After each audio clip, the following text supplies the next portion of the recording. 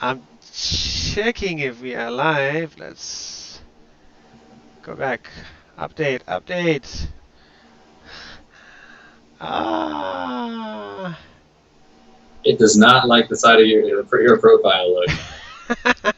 It cannot figure out where your nose goes. It keeps like deleting your nose when you face sideways. It's weird.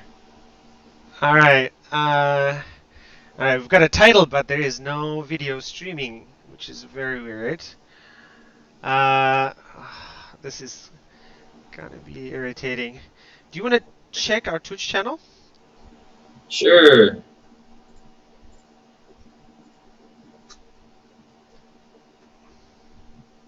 What is it? Middle gaming or middle age? Middle Age Gaming 2020.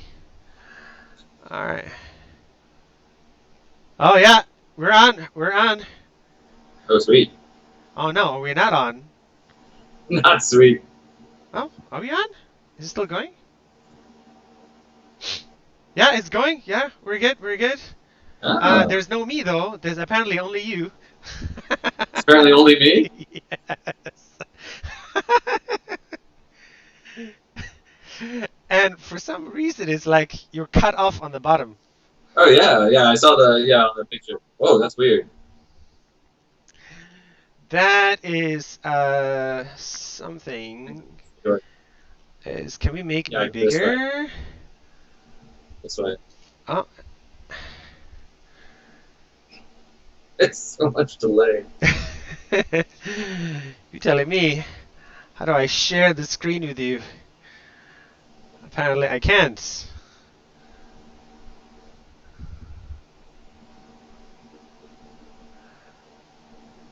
Okay.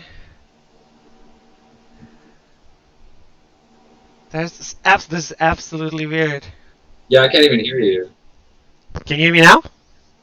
No, I can hear you, but on the Twitch I can't. Oh. Jesus. But it's capturing Oh, my input. we heard it. Whoa. So you can hear me now? Yes. Okay. Oh, and now I have a duplicate video of you. Why? Okay. Yeah, it's so weird. uh, okay. You want to go? We're gonna go with this. I don't have a lot of ideas at the moment as to how to capture both of us. My guess is we might need Oh, to, back to it. yeah. And it's weird. It's so like Twitch is like playing clips and then restarting.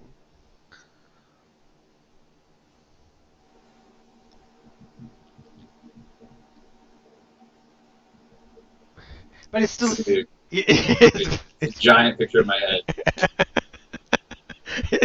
you should see it on my computer. I'll take a screenshot for you. All right, you're cool, man. We can go, and then at least we know.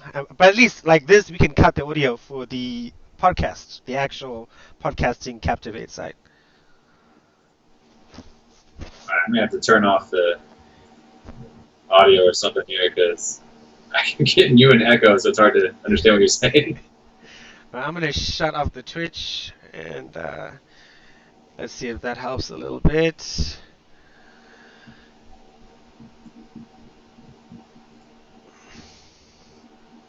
And I guess like before we put this to YouTube, we can attempt to cut it.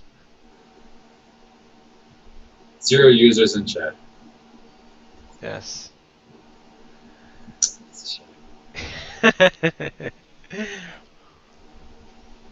I mean, initially, probably the podcast will probably pick up the most people. Oh no, obviously there's gonna be like. Because, I mean, once we upload our first episode, we'll be on Spotify, Google Podcasts, plus I'm going to share all that on Facebook as well. Okay. Ready? Yeah. The star of the show, since nobody can see me. The giant talking head. All right. Good evening, good morning, and afternoon. My name is Korean Padiachi, and today is the first episode of Middle Age Gaming Podcast. We are currently streaming live on Twitch. You can see me, but that is something we will try to fix for episode 2. We'll also probably be on YouTube and Facebook Gaming next time. Adam? So today we're going to be talking about upcoming holiday season in terms of consoles. So what should you be buying? What should you be saving for? And despite COVID-19, the next generation consoles do look like they are going to be released in time for the holiday season. So good news. Very good news. So we're not just going to be talking about the big consoles, but also about the Nintendo Switch and the PC. I'm a PC gamer. Adam does a little bit of PC, but mostly PlayStation. Before we get into that, let's chat about what we have been playing so far. So Adam, what have you been playing? Currently I've been playing Desperados 3. So that's a stealth kind of game. Basically, if you're the kind of person who likes kind of that old school Metal Gear Solid type gaming, where, you know, sneaking around, the other guys have view cones, you got to stay out of it, they can follow footprints, that sort of thing, then Desperados is basically right up your alley. If you've played, was it Shadow Tactics, Blades of the Shogun? It's made by the same people, and it's basically the exact same game. A lot of the characters are basically just mix and matching abilities from various characters in Shadows of the Shogun. Dang it. In Blades of the Shogun, Shadow Tactics. So you'll see a lot of the similar kind of ideas and stuff like that. Some of the characters are different.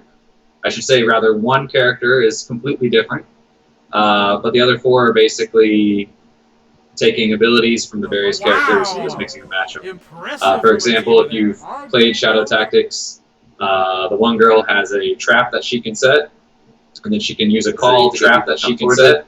Whereas the samurai trap that she can set is the only one who can take out some of the larger guards. Here, you combine that into one character. So you got one big guy with the trap, he can lure people in, and he's the guy who takes out the big guards. So basically just that. I really enjoy it. I like those old tactics style games, or not just tactics, but stealth style games. I really enjoyed Metal Gear Solid on the original PlayStation. Played through it a couple times. So for me, I'm having a lot of fun. And also I played Shadow Tactics, loved it, and told myself if these guys ever make another game, I am 100% on board. I am jumping on that first opportunity I get. And when I heard that they were making this game, I was like, that's it. I'm sold. So day it came out, I got it. No regrets. This being their second game, there are a few improvements that they have made in terms of replayability. So in the original game and in this, you have your main missions. You have three levels. In the original, you have 3 levels of difficulty: easy, medium, and hard. Now you have a 4th level of difficulty, which basically means that if you are caught, you are instantly caught. So normally you have maybe a few seconds once you're inside an enemy's view to get out. So this one, you really need really tight controls on it. But they've also added what are called Baron challenges, where basically they allow you to replay old maps with new objectives, and they kind of tweak the formula a bit. So sometimes maybe, for example, you cannot use any kinds of your normal kills, so you have to use environmental kills only. Or maybe they limit you to which abilities you have, or in some cases, maybe they give you multiple of the same ability. For example, normally your one character can only set 1 trap at a time. There's a level where you can set 3. And that's your objective, is to kill 3 people simultaneously with the traps. So that adds a lot of replayability. I'm on that part now. It took me a while to get through the main game. As Korean knows, I'm a bit of a completionist. So I do know that. Yeah, so I had to make sure that I got everything done. And now I'm moving on to the final phase, and I'm almost done with that. So yeah, so that's pretty much it. And other than that, I'm trying to catch up on Final Fantasy XIV. I have not done the newest patch yet because I'm trying to finish Desperados first. Then it's probably going to be Final Fantasy XIV for full time until I'm done with that again, and then off and on with that, moving on to other things. And beyond that, been playing some Divinity Original Sin 2 with my friends. But that's like a once a week thing. So, yeah. What about you? Adam knows I was playing Bioshock Remastered, but I wasn't quite feeling the game. I am the opposite of Adam, that I am not a completionist anymore. Uh, so I played Bioshock Remastered probably 2 hours or so. I liked it. I played Bioshock Infinite before. That was the only Bioshock I've ever played. My younger brother, he's played all the Bioshocks. And this was on sale on Steam. I bought it and I was like, oh, cool. Um, I liked it. And Bioshock Remastered, like I have a 4K monitor at home, so it looks amazing playing it at 4K. It looks like a 2019, 2020 game. Really great graphical fidelity, and a cool story, but it's a bit, for me, it's a bit on the freaky side. I am not a fan of anything scary or horror. Um, I'm so, the opposite. I love horror stuff. yes, you do love horror stuff. I do know that. We have talked about that. So I moved on to something called Book of Demons, which is Adam knows I'm a big sort of Hearthstone gamer, and I love card games recently. I didn't play much when I was a kid. So basically, it's sort of like a paper card game, paper mache, where like these paper figurines move around the dungeon, and you sort of slay stuff and you level up. It's sort of like the best description I can think is like a paper version of Diablo. Uh, and it's really cool.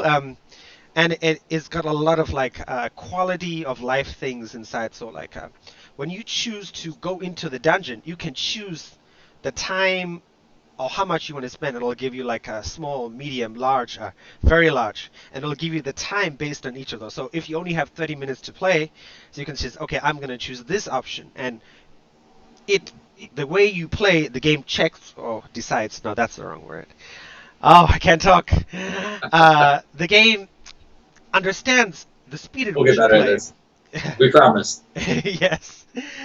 And then it'll give you an accurate estimation of how long it will take to complete this stage of the game. It's really cool. The guys, they're making an expansion called Book of Demons Hellcard. I was gonna say I might buy that. Actually, I won't, because I've learned I have no time to play DLCs or expansions of any kind. But they're coming out with a second game as called Book of Aliens, which is supposed to be set in space. Now that I will definitely buy. Um, Is this like a standalone thing, or is this it's like a second game coming out. Okay. Really, yeah, and I love space, and I love what This is they've more like done. a sequel than Yes, DLC. exactly. A sequel, I would imagine, like most games, sort of copying the mechanics of the first game, and maybe making it more, because like there's a lot of depth here, but it's still like I feel like there's not a lot of build depth. Like in RPGs, you know, because you're a big RPG gamer, uh, you can have a lot of build variety as to how you approach a battle or combat. And in this game, I found so far is like there's no real option as to, okay, what is the best way to approach this. I can do one, two, three, but actually, I mean, I've only played it for 5 hours. I'm about 40% done, and there's only one build I can see that is actually doable. That's too bad. So, Adam, I forgot to ask you, what kind of person do you think would enjoy Desperados 3? What kind of person? Uh, People who have good taste in games. No, uh, basically, if you're the kind of person that likes puzzles type things, like solving puzzles, you enjoy stealth, that kind of tactical thinking, then I would say this is the kind of game for you. If you really enjoy, say, I wouldn't say like XCOM or things like that, because those typically have more like kind of customization, RPG elements. There's none of that here. But this is more of a puzzle solving kind of thing. So you have a situation, you have to figure out, how do I distract the guards to move it in such a way that I can get around them or take them out in a certain order. So there's a lot of planning. So somebody who basically likes to put a lot of thought into their games, maybe likes a slightly slower pace of game overall. If you're looking for kind of a Twitch speed kind of thing, then you might find this is kind of punishing to that. You really do have to think through what you're going to do. So for me, I really enjoy puzzle games.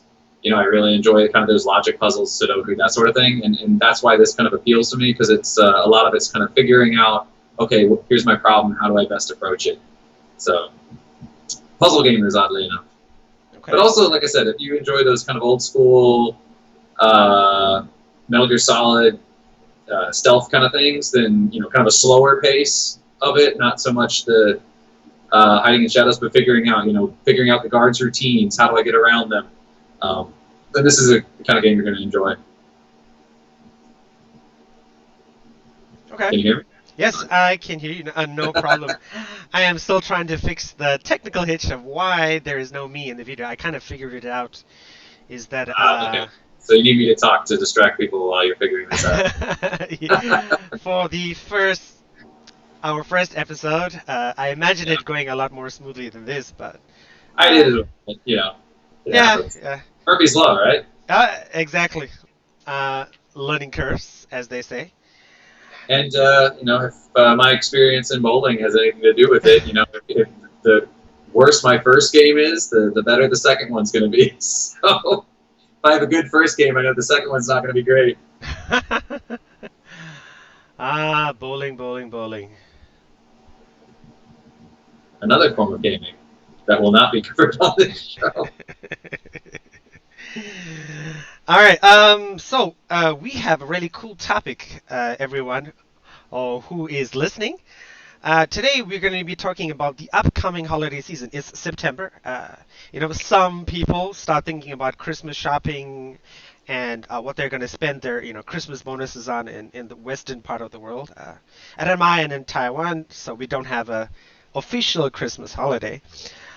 So this season, the Xbox Series X and the PlayStation 5 are coming out. I did see that PlayStation is coming out in November, if I'm not mistaken, Adam? That's unofficial, but that is the estimation, yes. They have not yet announced when the PlayStation 5 is coming out.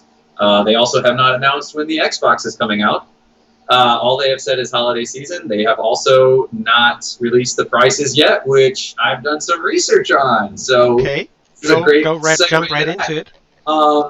So if we're looking back, I did not look up the Xbox statistics, but if we're looking back, at least in PlayStation's term, because most people here are probably, it seems like Microsoft's kind of waiting for PlayStation to kind of say something, seeing as they announced way before Sony did. They announced the Xbox X Series.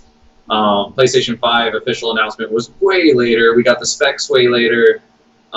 We got the official look of it way later. So it looks like maybe Microsoft's been kind of waiting to see what Sony does, maybe in terms of a price point, and then that way they can kind of release what they're doing as well. But if looking back, the original PlayStation, I couldn't quite find when it was announced. This is pre-YouTube and all that. This is back in 1995 or 1994 in Japan. But the original price point was announced at E3 in 1995, which was in May. Yes. And then it was released in September of 1995. So there's a 4-month gap between the release of the price and the release of the game. PlayStation 2 was announced in April 1999. And then its price was released in May 1999. So there was a month between the reveal and the price reveal. And then the actual PlayStation 2 came out 11 months later in April 2000. The PS3 was announced in May 2005. The price point was announced in May 2006. And then the game was released in November 2006. So that's 12 months between the announcement of the system and 6 months between the announcement of the system and the announcement of the price, and then 6 between the price and the actual release. Okay. PS4, there was 4 months. It was announced in February 2013, and then the price was revealed in June 2013, and then it was released in November 2013. So there were 5 months between the price reveal and when it came out. And the PS5, it was announced around. We got the specs. We didn't actually see it, but the specs were officially announced in March 2020. And that was 6 months ago. We still don't have a price point, and we only have 2 months to go before really the holiday season. We're in the middle of it. That's the beginning of December. So Sure. if we're looking at the history of it, there's been traditionally, on average, around 6 months, 5 months between the price announcement and the actual release of the console. Here we have 2 months left, maybe less. So this is really unprecedented. And as far as the announcement between the price, or the announcement of this console and the price, PS2 there was only a 1 month difference. PS4 there was a 4 month difference. PS3 there was a 12 month difference, but PS3 was announced 18 months before it was actually released. Here we only have an 8 months at most. So this is actually the shortest amount of time we've had between a console's release, between a console's announcement and its release. And this is also the shortest time we've had between a console's price announcement and its release. So it's getting kind of down to the wire now. But yes, it is supposedly supposed to be released in November, hopefully. They did say holiday season. Xbox is the same. You cannot pre-order an Xbox yet. However, you can kind of pre-order a PS4. What you can do is you can go to the PlayStation site if you live in America. So this is not an option for anybody outside the U.S. Okay. But you can go to PlayStation. You can register your PSN account, and they will be selecting random accounts for pre-orders. So you can pre-order your PS5 without knowing the price. So you can pre-order something that you don't know how much you're paying for. So, yeah. A little bit scary, but if you're like me and, take my money, then... Die-hard PlayStation fan. Yeah. So I think you can actually pre-order it outside the U.S., but the thing is it has to be delivered to a U.S. account. So if you live in Europe or South America or Asia, if you have a friend in the States and you're willing to have it sent to their house and then having them mail it over to you, I guess you could do it. But it's expected that they'll open up those pre-orders elsewhere soon, so hopefully. Okay. Are there any functions you're hoping like the PlayStation 5 will have, or are there any exciting functions you're looking forward to? One that's interesting, I'm not really excited about it, is the DualShock 5. They say that it's going to be able to have some sort of, what do they call it, biometric reading, where the way you hold it, it'll be able to log into your account automatically. So just, I guess, the angle of your hands or how tight you grip it or something. But somehow it's supposed to be able to sense who is holding it off of previous data of their use. And then, so as soon as you pick up the controller, it'll just automatically log into your account. That's cool. I personally don't really care because it's not that hard to press a button and then slip my account and log in. So I'm not really, that excited about it. It is kind of an interesting thing, maybe going forward, but I'm kind of old school. I prefer wired over wireless, actually, so I still use wired headphones. If I can, I'll plug in my DualShock 4 into the PS4 to reduce latency. So for me, that's not a big deal. But what is a big deal is an Xbox, I think, announced this first. I'm not 100% sure. But basically, the idea is, supposedly both consoles might be able to do this, is... as people know now, if you have your console, you can put it into sleep mode. And when you start up the console, it'll start up exactly where you left off. This obviously was not available on previous consoles. You basically would have to shut the console down, it would close out your game, you'd have to save it, and then you'd have to load in the next time. Sure. But now we can go into sleep mode to start off where we ended. I've heard about that. Yeah, so so that's a great thing. Supposedly, though, with the Xbox is supposed to be able to do it with multiple games. With the PS4, I've heard it could maybe only do it with 1 or 2 games at a time, but I'm not quite sure. But basically, what you can do is, say I'm playing a game, right? Say I'm playing an RPG, single-player game. And my friends come on and they say, hey, we want to play, something, multiplayer. So normally what I would have to do is close out my game, start the new game. Well, supposedly this next generation of consoles is going to be able to do the same thing they do now with sleep mode, where what you're going to be able to do is you can basically minimize your game, play the other game, and then later on go back to your game and not have any loss of playtime. You don't have to re-log in. It just starts up immediately where you left off. So for me, that's really, really cool, because there's a lot of times where I have friends who are dads. Yes. So they have very limited gaming time compared to, say, me. So, we'll schedule, let's get on at 10:30 or whatever, and I'm already around 10, so I'll just figure, okay, I'll just play my own thing for an hour, knock out a level of Desperados 3 or whatever. And then they log on, and now I have to, save my game, I have to log out, and then, load up that game that I'm playing with them, and then, once it's done, I can log out. Now I could just go straight into their game with them, and I don't have to worry about, I still probably should save for safety purposes, but, you don't have to worry about having to do the whole startup when you go back to your own thing. You can just pop back over. Another really cool feature is that supposedly games, you can access parts of games directly and not the full game. Wow, I didn't know that. Yeah, so for example, if you were wanting to play a game like, say, Fortnite, which has multiple modes, you have your, Battle Royale, yes, and Save the World modes. You could just, from the dashboard, go directly into the mode. So you could skip the entire whole, start screen, the options screen, and all that. You could just go straight into. So if you're playing a game like, say, Destiny, which has multiplayer, it has PvP and PvE. If you and your friends just want to jump right into PvP, you can just, go straight into PvP. Skip all the loading screens and login screens and all that, and just go straight into the game mode that you want. So that's pretty cool. So yeah, that should save a little bit of time, So for people, if you're older people who are working like us, or yes, or dads like some of my friends, who don't have so much time, that's precious seconds that you're saving. Oh yes, and some loading screens just find it extremely irritating. I was like, you already know I've been considering buying a PlayStation 5, and this has just sold me right there.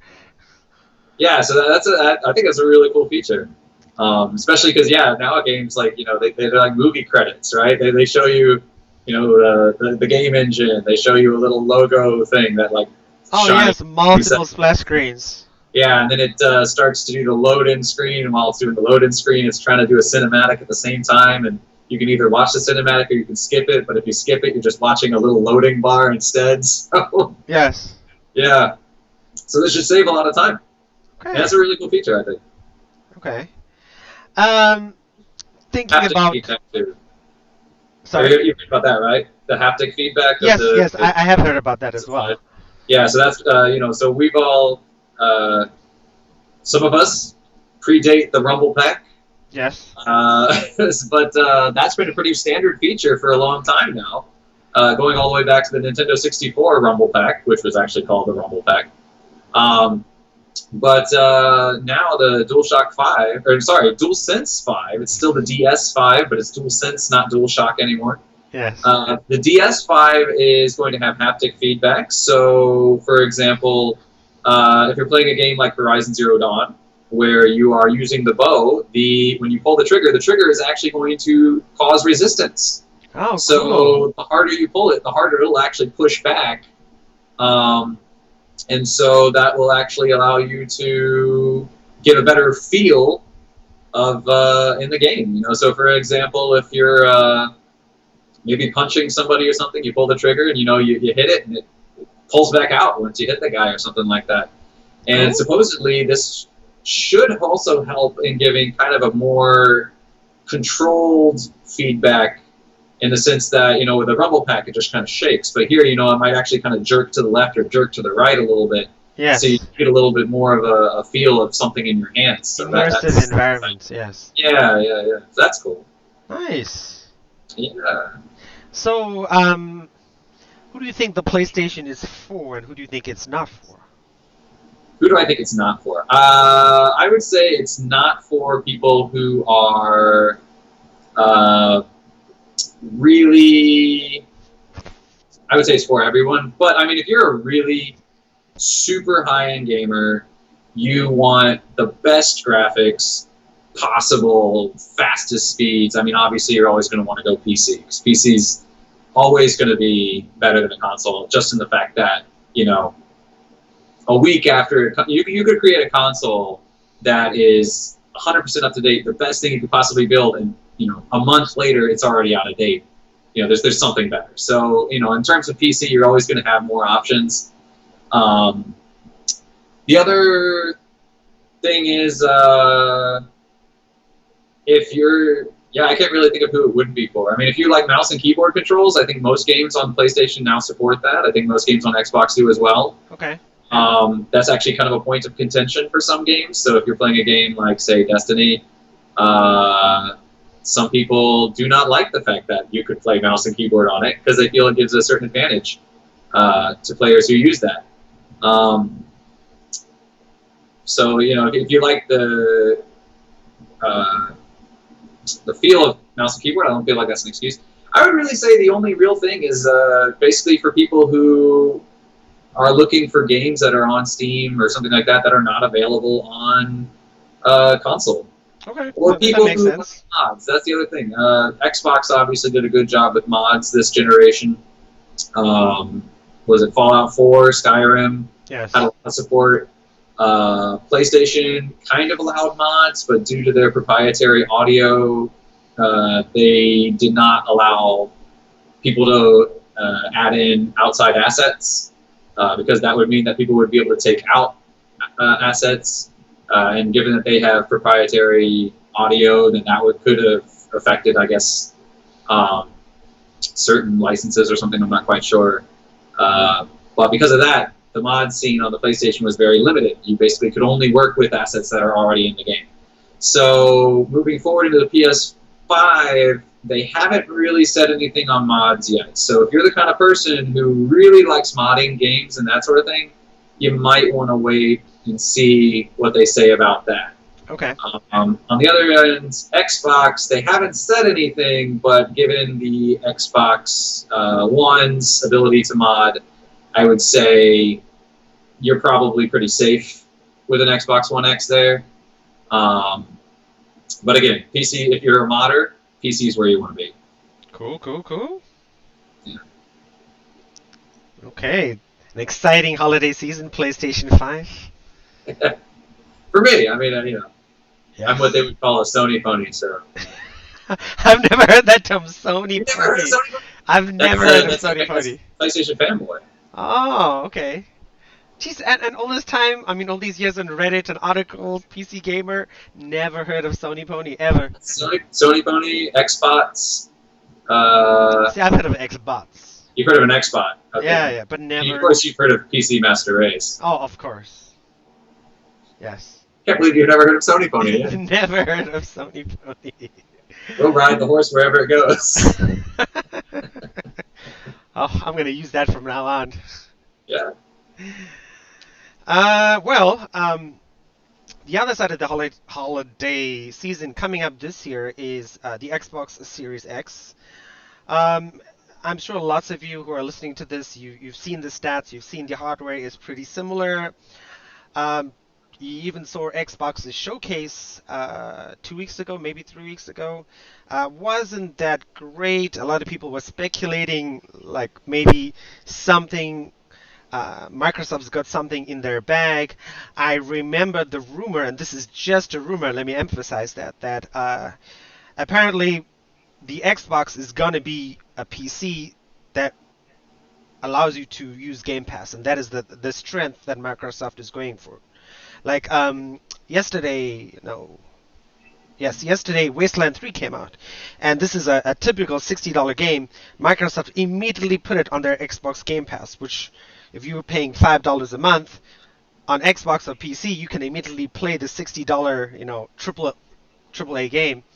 And this is what people are thinking, is that Microsoft is shifting away from having people buy their $60 games to people paying $5 a month and being like a regular income stream for them, as opposed to buy a game and then never buy a game for another 6 months.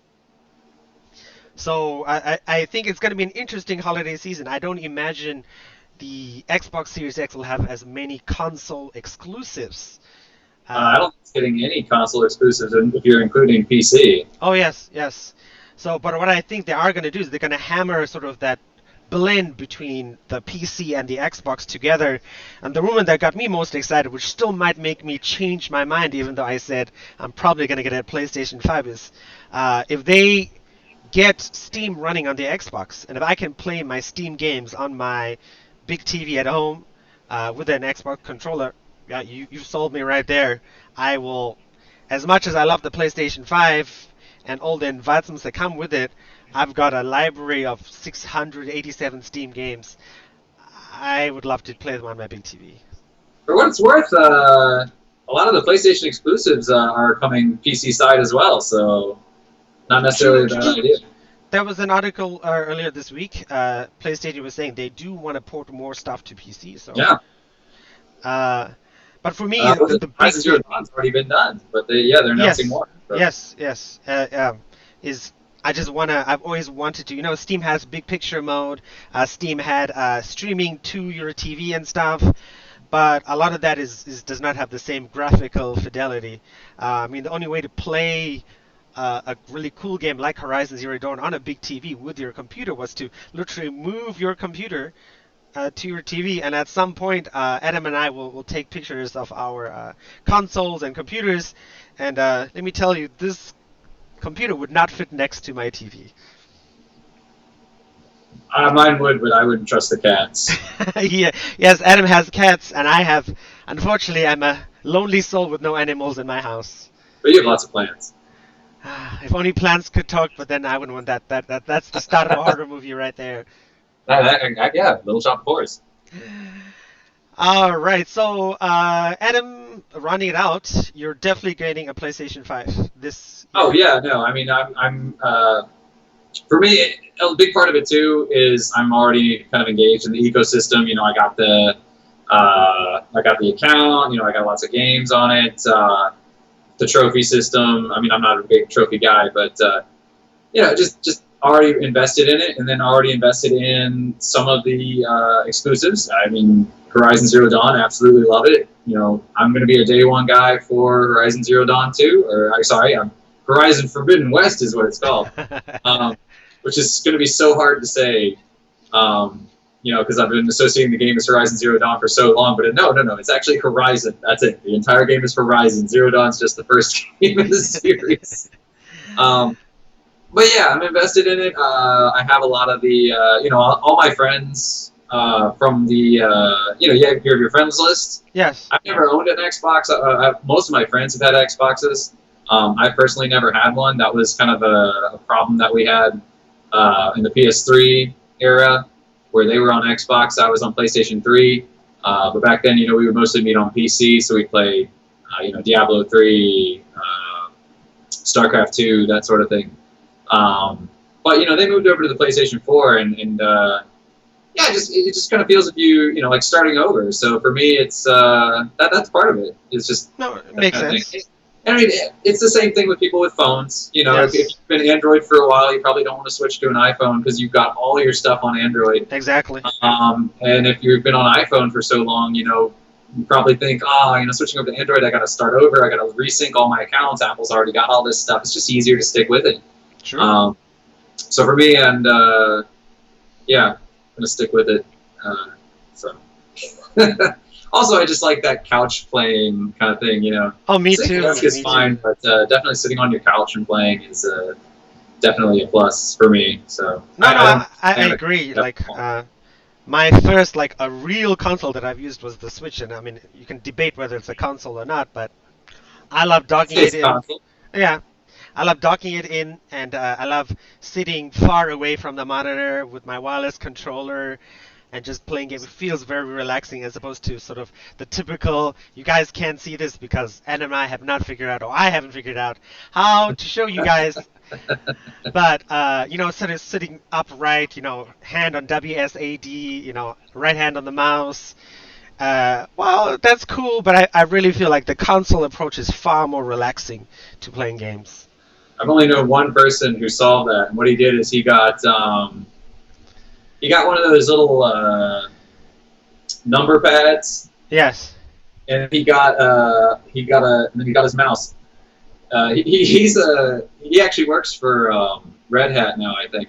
yes. But he does all his own PC stuff. But he set up a lazy boy where he had the numpad on the I've left, seen that kind of and stuff. he put like a little like tray thing on the right thing, so he kind of leaned back and had this like gaming chair. But I mean, yeah, that was a dedicated thing, you know. So it requires a whole setup. You can't just pick any sofa, you know, in the room and sit down. Sure. You have to have the space for it. True, true. Yeah, me, holiday season, I think this year, unless if Xbox really does come out with like a, quote unquote Steam machine, uh, that will sell it for me. If they don't, then it's PlayStation 5 easy. Just So, because. oh, go ahead, finish. Oh, no worries. I, I was gonna say why the switch from PC to console? I think I've told you we had a chat about this before. If you guys don't know, Adam and I work together 2 days a week, uh, and we had a chat about this. Just because like to buy a 4K monitor and a 4K capable graphics card is I mean in US dollars it's almost 2,000 US dollars. That's a lot of money, and to keep upgrading and upgrading is uh, expensive. I mean, I'm getting older, Adam's getting older. Got to save for retirement and well, I was gonna say traveling, but who knows if you can still travel. So just because I don't want to spend that much money on gaming anymore. I'm happy with my Switch. I'm happy with hopefully a new Switch next year. Um, I'm happy with just sort of buying 10 games a year as opposed to buying 30 or 40 games on sale on the PC every year. Oh man, my backlog's so big. Yes, we that will be a name for that will be a topic for next week perhaps is the backlog. Yeah, never enough time to catch up. Exactly. Well, do you want to say anything else, Adam, before we sign off? Yeah, I mean we had lots of stuff planned, but it looks like we kind of ran out of time here. Um, We did. it's okay. Yeah. We got a much better flow now. Um, okay, so I do have one question for you. So you were going to, and we'll probably go into more detail maybe next time, Mhm. but you're talking about, you were going to talk about a new possible Nintendo Switch model coming out soon? Um, yes, that was announced or was leaked last week. So those of you who don't know, the Nintendo Switch is based on NVIDIA's Tegra chipset. Really cool, really powerful. I mean, for this little sort of small, it's only a 7-inch screen, like phone-sized device almost. Um, Loads of games have been ported to it. But people have always asked for like because the Switch in its handheld mode only does 720p. People have been asking for like a 1080 Switch. So apparently the rumors are that I would even say it's rumors. I'm pretty sure they will come out with a new Switch next year, being backwards compatible with all the games available. Just have more powerful hardware, longer battery life. Maybe the options for more accessories, because like the Switch has no options for Bluetooth headphones. You have to buy a dongle for that. That is something I will definitely buy because the Switch for me is sort of like a game to play, sort of like pixel arty games, sort of relaxed, easy games. Like I never liked that kind of game. I played Stardew Valley on PC and I bought it on Switch, and I love that kind of game. I love playing it on the Switch. So that's something to look out for 2021 as well. Going back to our topic is that if you're looking for sort of a less powerful console or thing, and if you're a Switch fan like I am, maybe you skip the PlayStation and the Xbox and just buy a new Switch next year.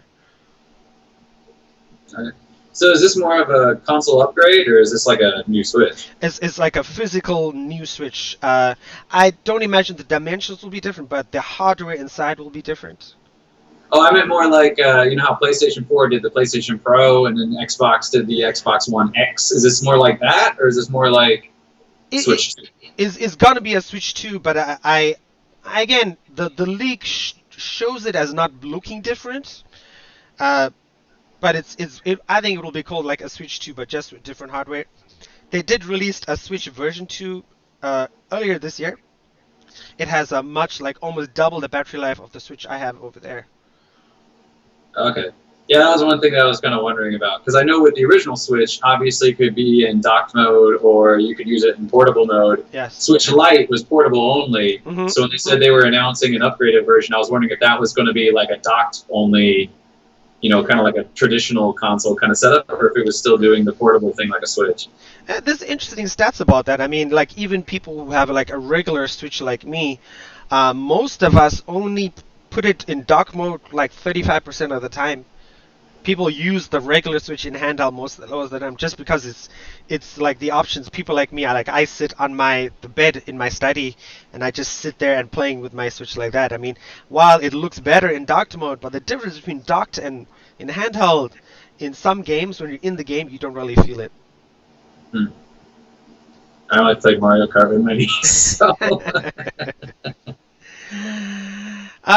Well, Adam, a good first show. Thank you for taking the time as our co-host. Yeah. Face of the stream. Face. That's it.